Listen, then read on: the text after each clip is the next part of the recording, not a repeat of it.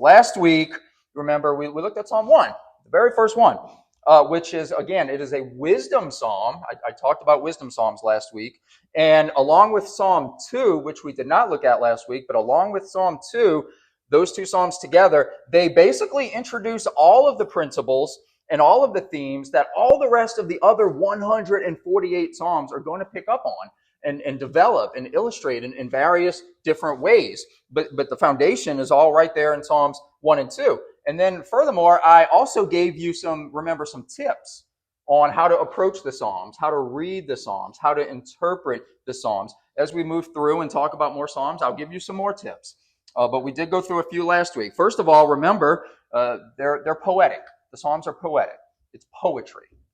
We talked about the differences a little bit between poetry and other types of literature. You don't read poetry the same way that you read other types of literature. So what you're going to expect when you read the Psalms, you're going to expect poetic devices. You're going to expect things like vivid imagery. You're going to expect things like strong symbolism. You might even see some hyperbole, some like really extreme statements that aren't meant to be taken literally, but are just kind of making a point.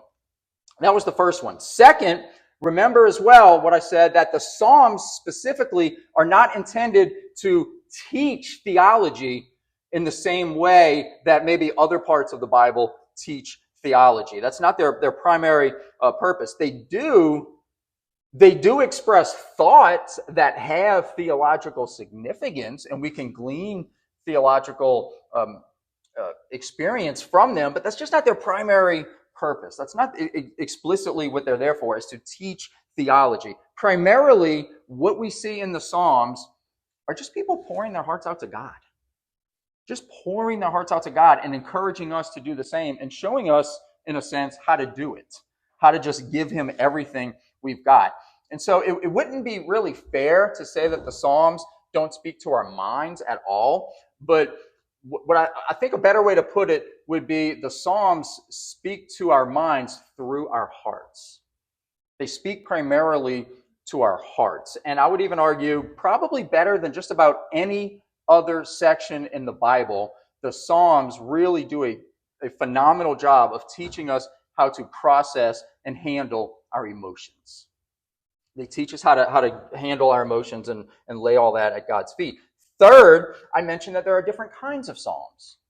And each Psalm kind of has its own little niche, its own little nuance and things like that. And it's very helpful to know when you're reading a Psalm, what kind of Psalm it is you're reading, because that's going to affect how you approach that Psalm.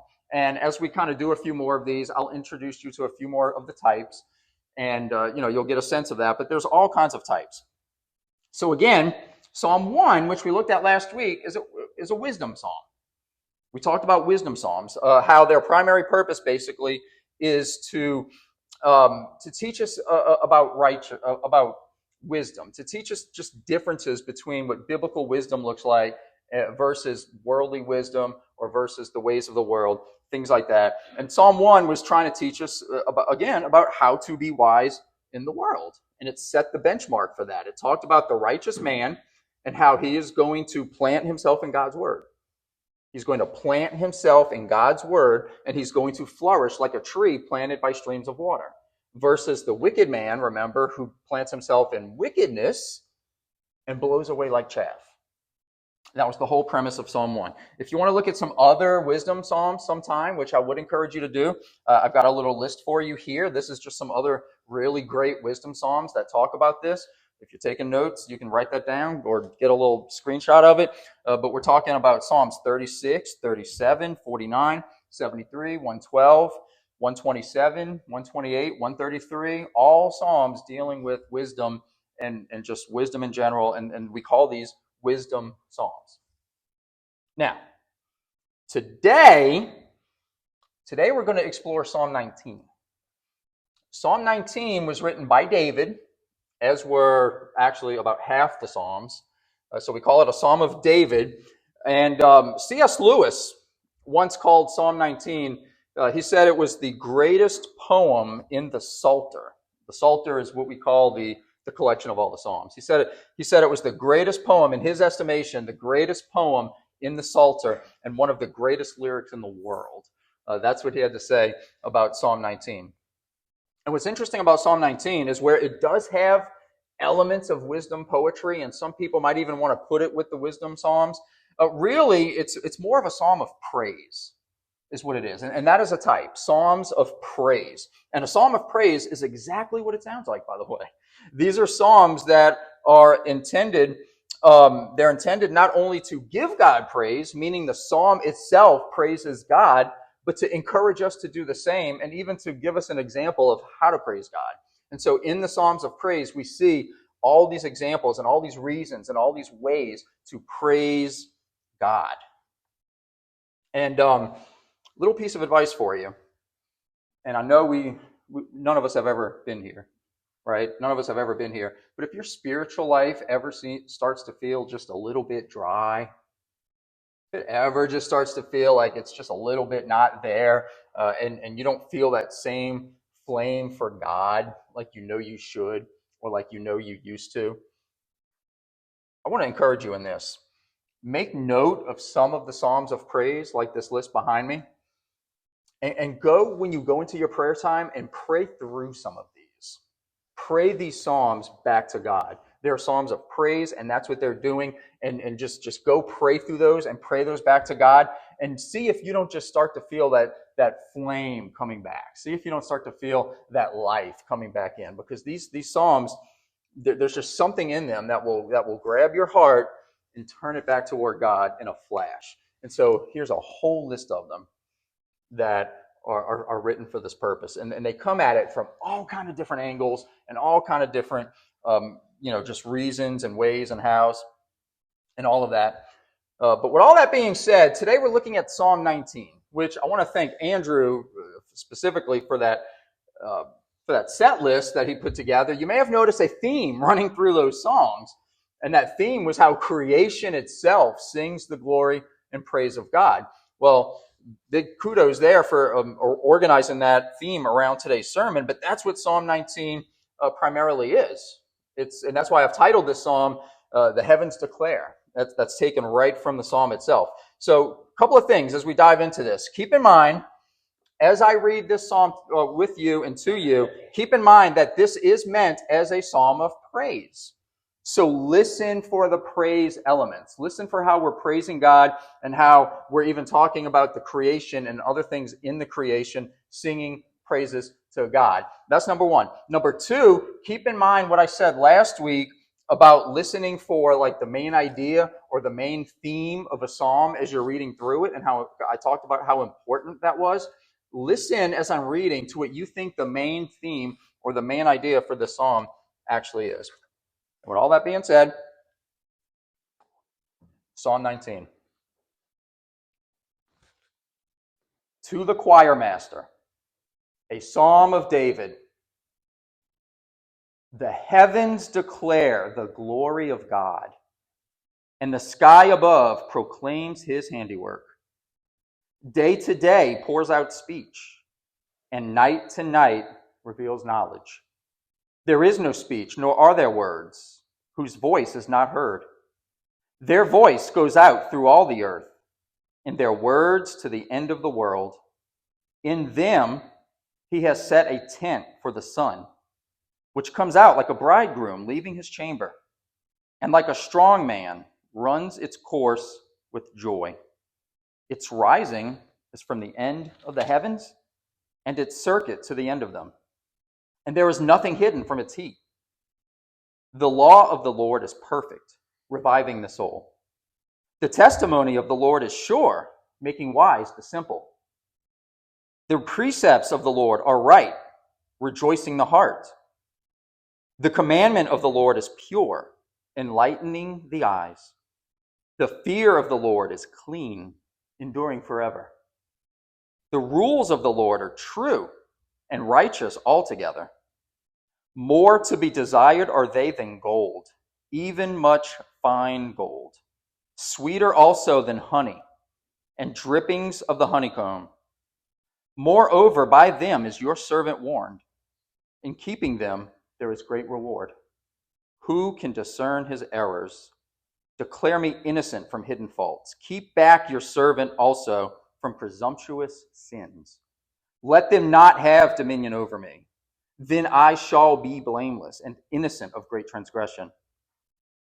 Let the words of my mouth and the meditation of my heart be acceptable in your sight, O Lord, my rock and my Redeemer. Okay, so I asked you to keep an eye out, keep an ear out for what you thought was the main theme or the main idea behind this psalm. And I'm hoping what you caught, what you picked up on as I was reading through that, in addition to all the elements of praise, was this idea of God's revelation. This idea that God has revealed himself clearly to us. Because from top to bottom, that's what this psalm is talking about. That God has revealed himself, that revelation is clear, that revelation is manifest, and there should be no denying it whatsoever. But not only that, but there's also, as we were reading through it, we saw examples. He talked about all these different ways that God has revealed himself to us.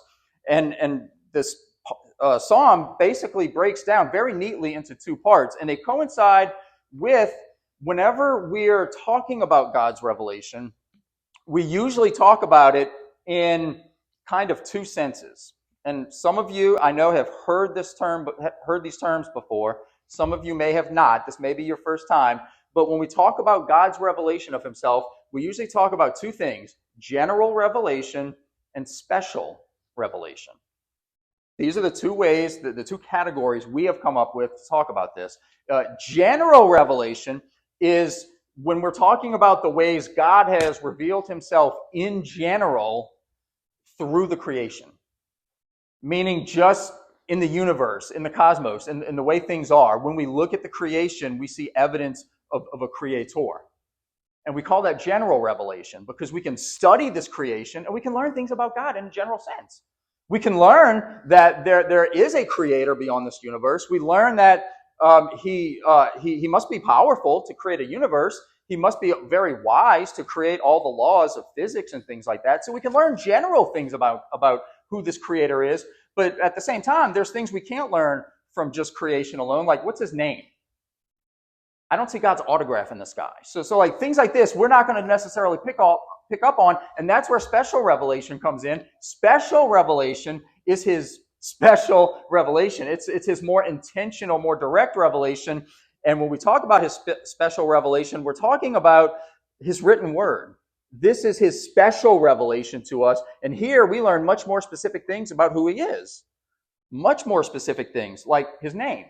So we have general revelation, we have special revelation, and this psalm pretty neatly breaks down into two sections around general and special revelation. Verses 1 through 6 are describing general. Verses 7 through 14 are describing special. And so that's how I'm kind of breaking up this psalm today. In verses 1 through 6, we start with the grandeur of God revealed in his creation.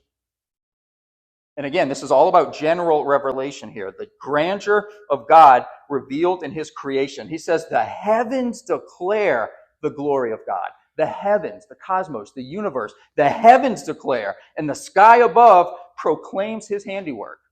Meaning the creation itself testifies that there is a creator who created the creation.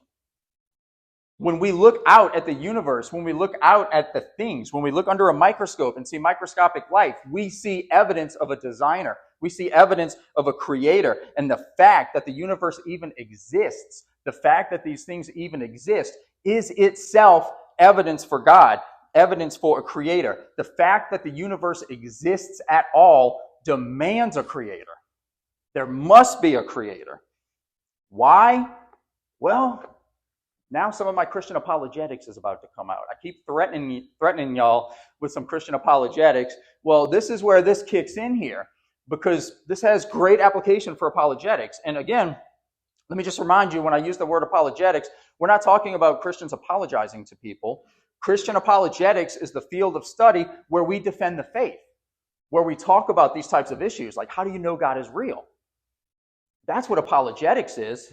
We're not apologizing. It comes from a Greek word, apologia, which means defense, a reasoned defense. That's what that is. And that's what the field of Christian apologetics is themed around. Well, when we're talking about these things and the existence of God and all this and the creation declaring the existence of God, uh, we get to something that it's a scientific principle. It's called the law of causality.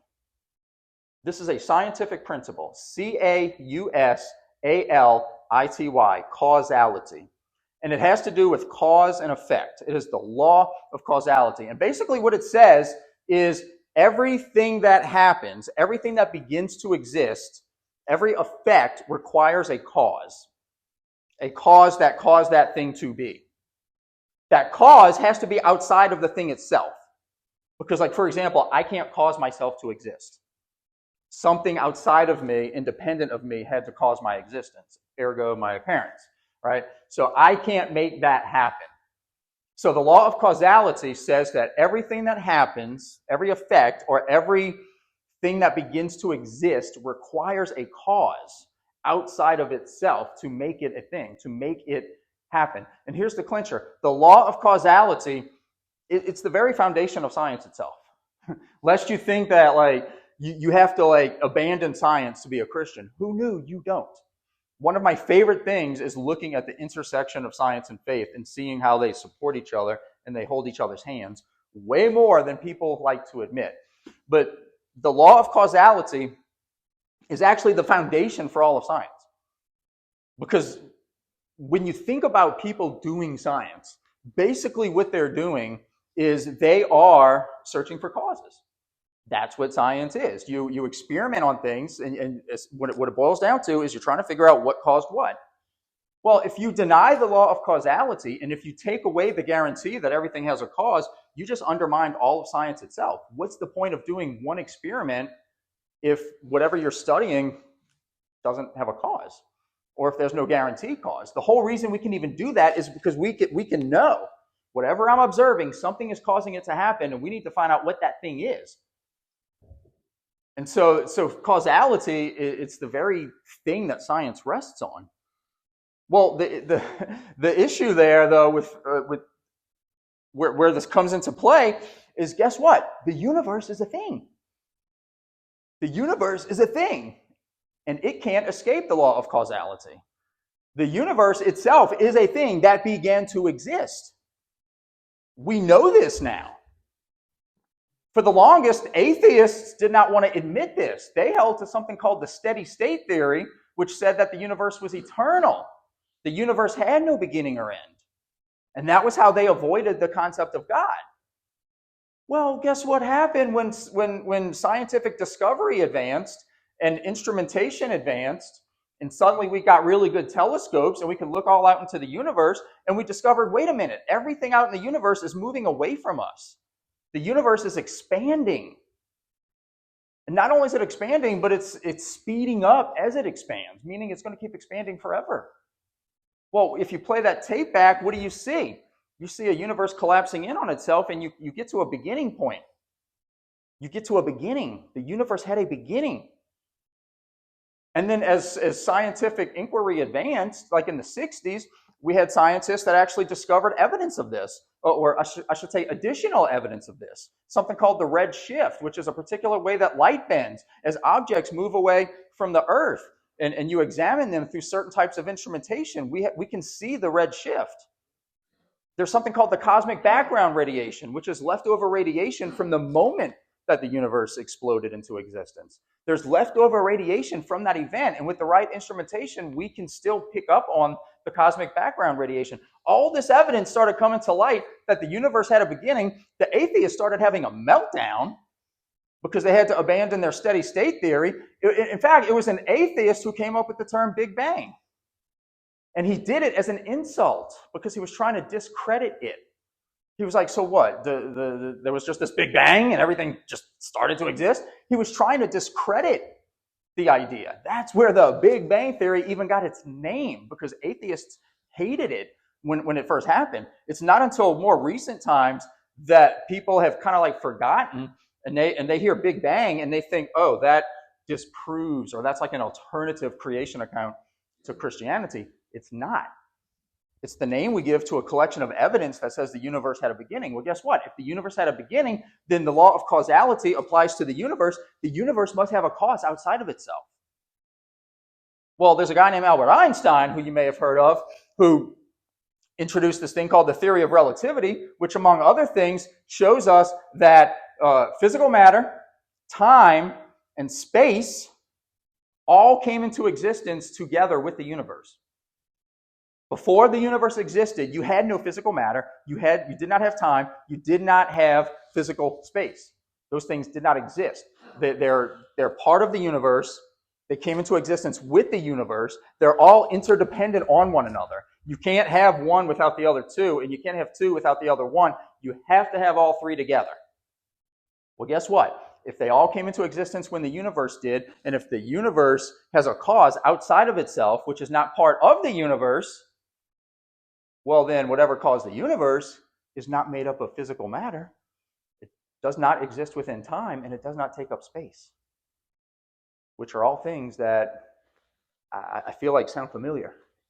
They sound like they describe somebody I know, right? A certain author that wrote a great book. So the law of causality points us back towards a creator who is immaterial, spaceless, and timeless. A creator who sounds a lot like the God of the Bible. And that's what we see in the law of causality and in the Big Bang theory in and of itself.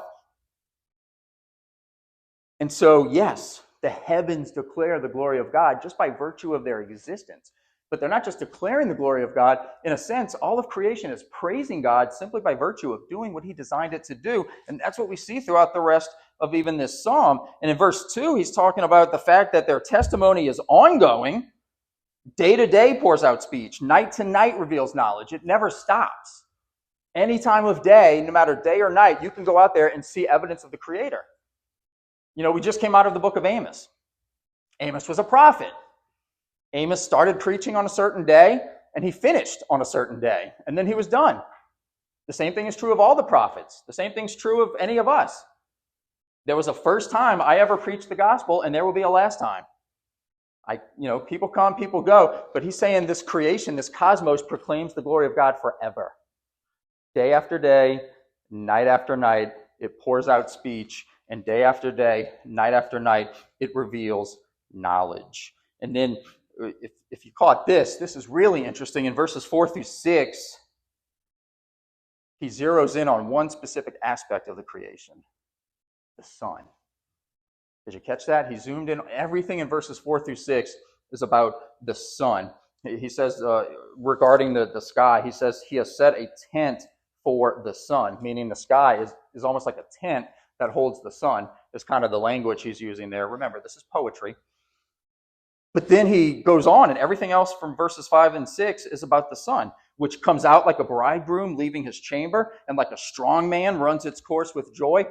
These are all symbols of youth, virility, strength. A bridegroom running out of his room to go claim his bride. A runner getting ready to go run in his race. These are signs of strength and just energy and things like that. The sun blasts across the sky, he's saying. Its rising is from the end of the heavens. It comes up in one side of the sky, and then its circuit to the end of them. The sun itself follows a path that God has ordained for it, and he says there is nothing hidden from its heat.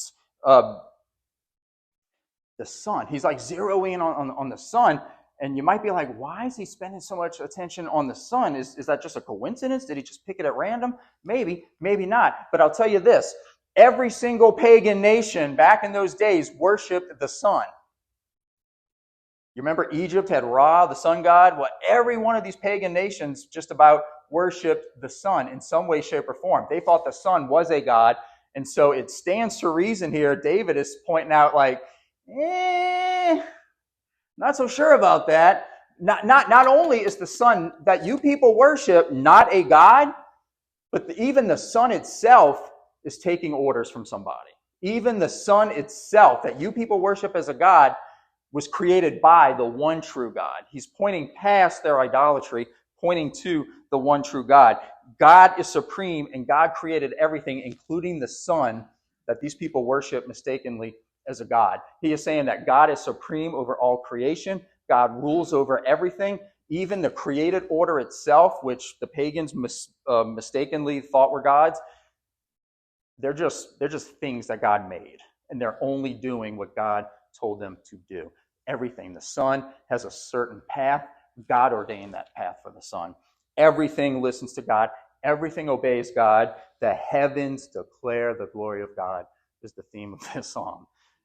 So that's general revelation. That's the grandeur of God revealed in his creation in verses 1 through 6. But we also come to verses 7 through 14, where we see the goodness of God revealed in his commandments.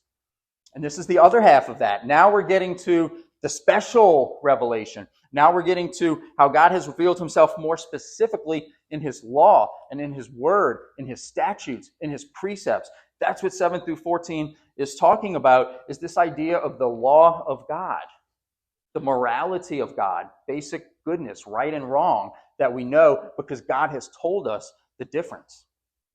And I've argued this before, and I'll continue to argue it, that one of the greatest downfalls of our society was this idea that morality is relative.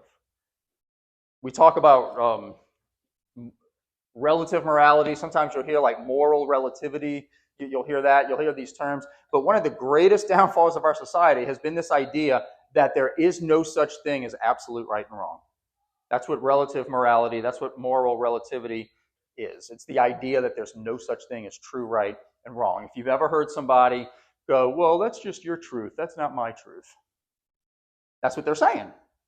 That's what they're saying. Or if you hear these people that'll say, and you'll hear this, they'll say something like, well, there's really no such thing as good, evil, right, wrong. It's really a question of preference. When you say this is wrong, what you just mean is that's not preferable to me. Or you'll hear people say, well, it's just a cultural thing. It just differs by culture. You can go to some other culture and they'll tell you this. But there's all these attacks on morality. There's all these attacks on the idea that morality is absolute and fixed, and that there's a right, and there's a wrong, and they are what they are. I think that's one of our greatest downfalls, and it led to a lot of the issues that we see today with this attack against truth itself, all the stuff we're seeing in our society right now about people can't agree on very simple things like what even is a man or a woman. Like, this has had effects on everything. Everything. And I remember I think it was in my high school civics class. I feel like we got into this debate. And it's a debate that maybe some of you have had variations of it. I understand it shows its face in different settings, different ways. But it's a favorite in a lot of classrooms where a lot of professors will try to offer this as some sort of proof that there's no such thing as absolute morality, that morality is relative. And it goes something like this. The details will differ slightly, but it basically goes like this. And I remember debating this with my class. The story goes, there's a boat, a big ship, and the ship sinks. And a bunch of survivors escape on a lifeboat. The problem is there's too many survivors on the lifeboat. And if they don't throw somebody overboard, the lifeboat's going to sink. Okay, so we have a problem here. We got to throw somebody off this boat, or we're all going to die. And so then what happens is the class starts debating, who do you throw off the boat? And then it gets really heated because somebody will be like, well, throw the oldest person off because they've lived their life. Some of you are like, duh. Just throw them off. They've lived their life. Let the rest of us have a chance. And then somebody's like, that's not fair. Throw the youngest person off because they haven't contributed as much to society as the older people. They haven't earned their way yet. Throw the youngest person off. And then somebody else is like, whoa. See if anybody's sick or has a disease. Throw them off because, they might just die anyway if we don't. So throw them off. And then somebody's like, that's not fair. Let's ask for volunteers. Maybe somebody wants to get thrown off. Let's ask them. And then somebody else is like, no. Let's play rock, paper, scissors. But do you see how everybody has an idea about who is going to get thrown off the boat? And that's exactly the point where the professor usually sits back with a big smile and says, see, morality is relative because none of us can agree. Therefore, there's no such thing as absolute morality. And now we can see it right here.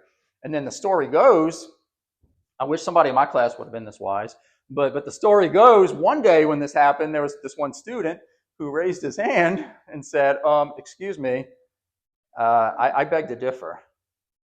And the professor says, well, pray tell, what's enlighten us. He's like, well, the student says, I think the fact that we're arguing about this at all proves the exact opposite. I don't think we're arguing about the existence of absolute morality. I think we're arguing about how to apply it to this situation. That's the thing we can't deny, we can't agree on.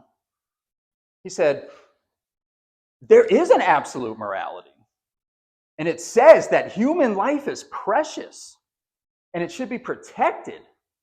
And you don't just run around killing people. We all know this, which means morality is absolute. That's not what we're arguing about. If there is no absolute morality, just throw everybody off the boat. Who cares? Just throw them all off. Just pick somebody at random. It doesn't matter. The fact that we can't decide who to throw off is because we don't want to throw anybody off. There is an absolute morality. And at that point, if we're writing a book, that's the happy ending where the professor leaves the school and retires and never shows his face in public again, and the good guys win. But the fact is, any attempt that anyone has ever made to deny absolute morality always backfires. And it always comes back to something like that. Because the idea here is there is an absolute morality. There is absolute right and wrong. It does exist. Right is right. Bad is bad. But it actually is more than that. Because then you want to ask the question, well, if that's true, where does that even come from at all? And verses 7 through 14 are telling us where it comes from. We get our sense of right and wrong from the character and the nature of God himself. That's where it derives from. The idea here is anything that is consistent with the character and nature of God, we understand it to be good. And anything that is inconsistent with the character and the nature of God, we understand that to be evil. Example, God is love. Therefore, we should love. And we understand love is good. God is a God of justice. Therefore, we should be in favor of justice, and justice is good. God is a God who confronts evil. Therefore, we should confront evil. Confronting evil is good. God is the God who upholds the cause of the fatherless, the widow, the oppressed, the resident alien. Therefore, we should do the same. This is good. Everything that is consistent with the character and the nature of God that is reflected within us, we inherently understand it to be good. Any disagreements we get in is not a disagreement about whether or not that standard exists. It's just a disagreement about how to apply it in one situation or another. But it's all real and it's all based in the character and the nature of God. And this too is evidence for the existence of God. It's called the moral argument. Atheists will sometimes say, well, if God is so good, how come bad things happen? Not so fast. If God doesn't exist at all, how do you even know the difference between good and bad is what you should ask them. Because if we all just evolved from slime, what's it matter? What does it matter? If we just evolved from the same slime puddle as everything else in the universe, then why does one of us dying matter at all? So that's the question we need to throw back at them. If God is real, why is there evil? Well, if God's not real, how do you even recognize evil when you see it?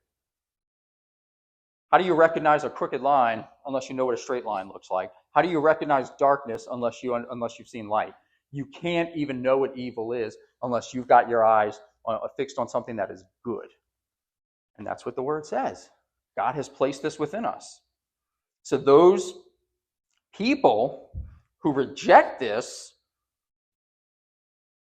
They've got some explaining to do as to how they came to this conclusion. But also, if you remember last week, we talked about the tree and how the one who delights in the law of the Lord is firmly rooted like the tree. And I made the statement last week, and hopefully you remember this, that those are also the people who are the most happy and the most fulfilled, are the ones who are rooted in God and his word and are following his law. Those are the happiest ones. Well, this right here, what we just read in verses 7 through 14, is a perfect case study of that. It's a perfect illustration of that because you have the people that are following God's ways, and I would argue they are the most joyful people you will find.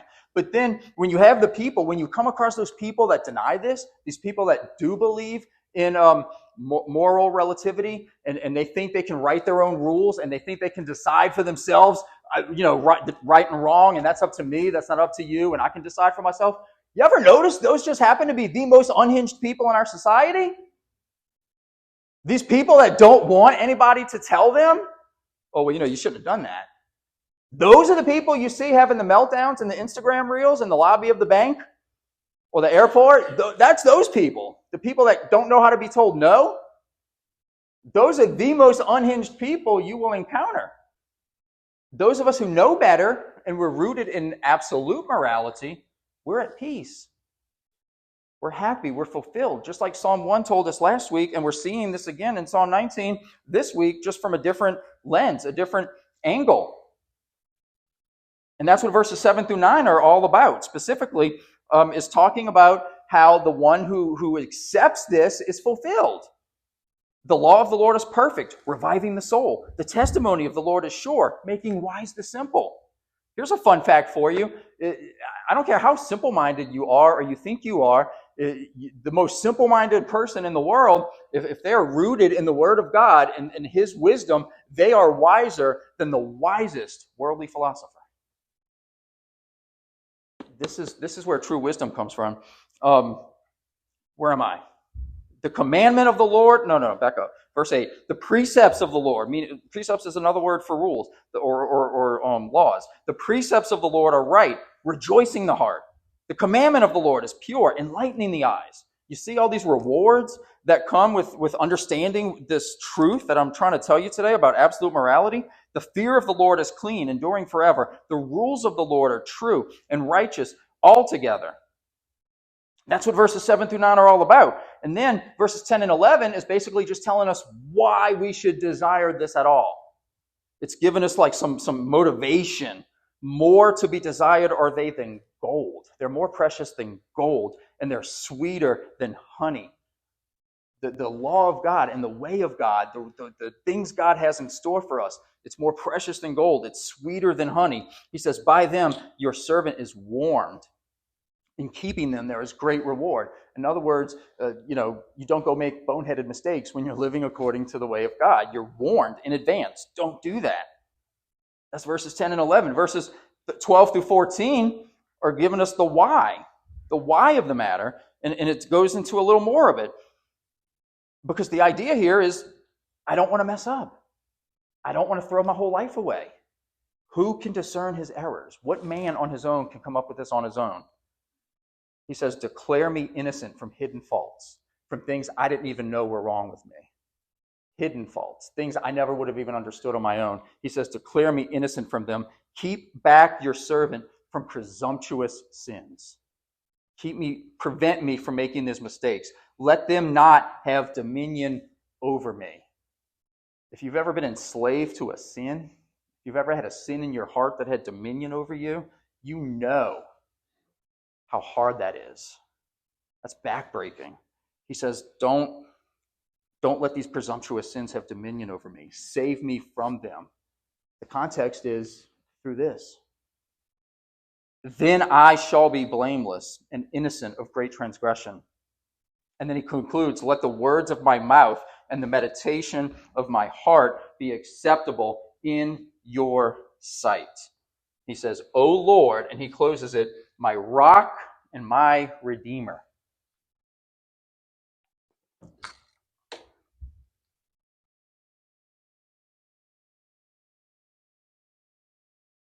So, the grandeur of God revealed in his creation, and the goodness of God revealed in his commandments. We've seen this today. We've seen both. But David's not just saying that the creation itself sings God's praises. And I tried to make this point at the beginning. He's not just saying that the creation does this. David himself is singing God's praises because of the fact that the creation is singing God's praises. It's like he's getting in line. He's like, I want a part of this.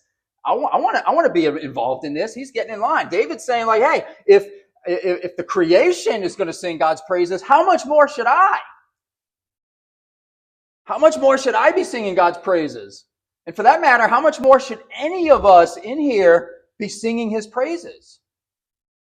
Let's get in line. Like the creation's right now singing God's praises. Let's get in line. Let's get in that chorale, that group. Let's get in line and just sing together with the rest of creation. I mean, think about it. Think about it. And here's the thing that I was kind of like, thinking about this week. The entire creation does exactly what God tells it to do. Like the entire creation falls in line. Everything functions the way it's supposed to. Even the sun itself, we read today, follows a specific path, a specific trajectory that God ordained for it to follow. Even the sun itself is just doing what God told it to do. All of creation behaves the way it is supposed to behave. Except for us.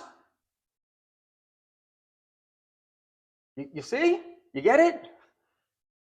It's up for us. Everything follows instructions. Except for mankind. We're the only ones. If you don't count the demons, but who wants to be counted with them?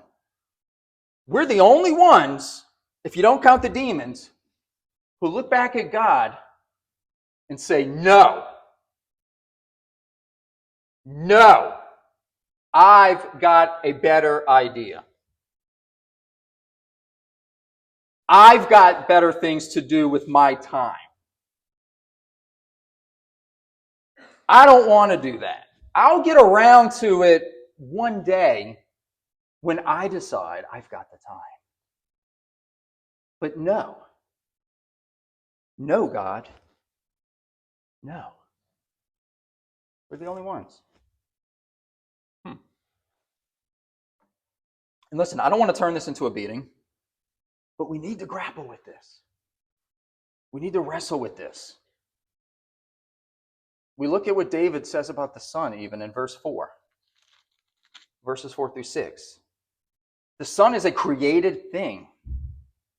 It declares God's glory. It's only doing what God created it to do. And these people twisted it into a substitute for God and started worshiping it instead.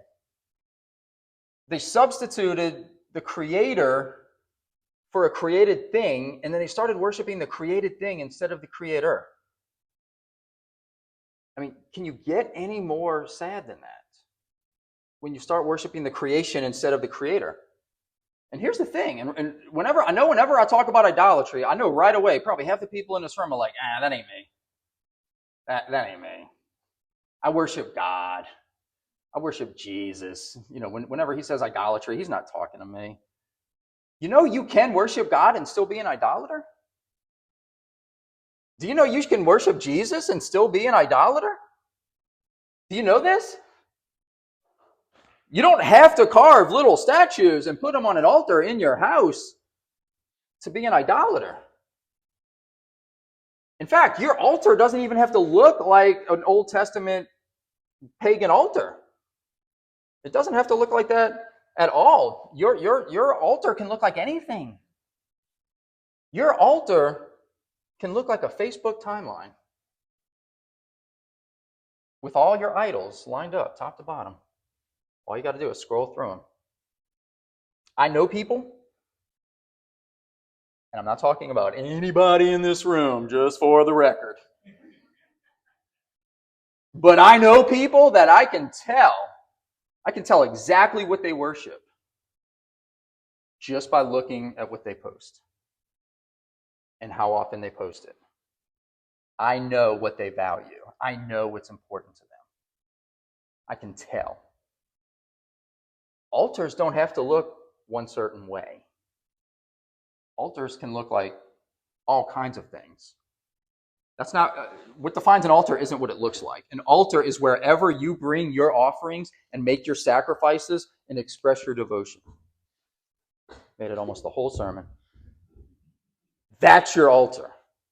And your job, our job, my job as a disciple of Jesus Christ is to find those altars and smash them. That's our job. That's one of our main jobs. And we've all got them, by the way. We've all got them. Every one of us. Do not fool yourself into thinking there are no altars in your life. Do not.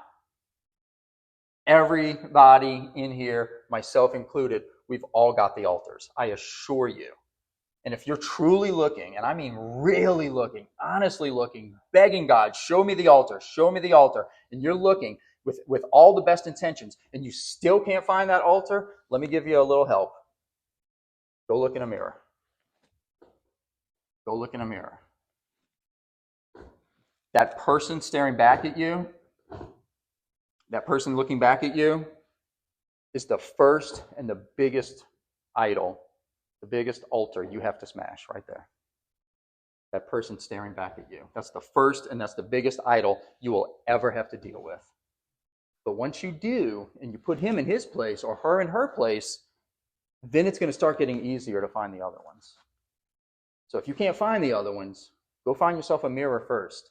Start there. What we see in Psalm 19 is that when the creation does what it's designed to do, when the creation does what it's supposed to do, it testifies to the glory and the power and the majesty of God simply by virtue of doing what it's supposed to be doing. And it's inviting us to join with the rest of creation in singing that song. We get to join in by doing what we're supposed to do. Which happens to be, interestingly enough, the primary reason for which we exist in the first place.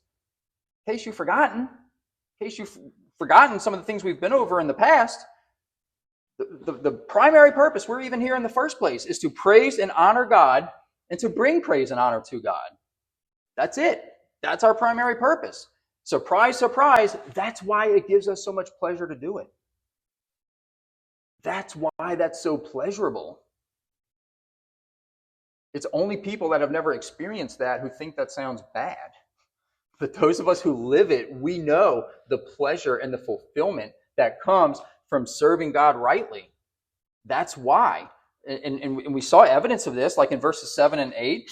They promised us wisdom, enlightenment, a revived heart, a revived soul, a rejoicing heart. This is what we get. Which gets back to what we said last week. For the one who delights in the law of the Lord, remember? The one who delights in the law of the Lord. There will be true happiness and lasting fulfillment. Not just in this life, not just in the world to come, but right here on earth. We're not just talking about heavenly things here. We're talking about true happiness and true fulfillment right here on planet Earth. That sounds pretty good to me. I'm like, yes, please. I'll have what he's having. Give me 2. Like, why would you want to pass that up? But again, the creation is declaring the glory of God. The Word of God is declaring his glory. We see his grandeur. We see his goodness. But it's only because everything is doing what it's supposed to be doing. So what do you think we should be doing? Exactly what we're supposed to be doing, according to this Word.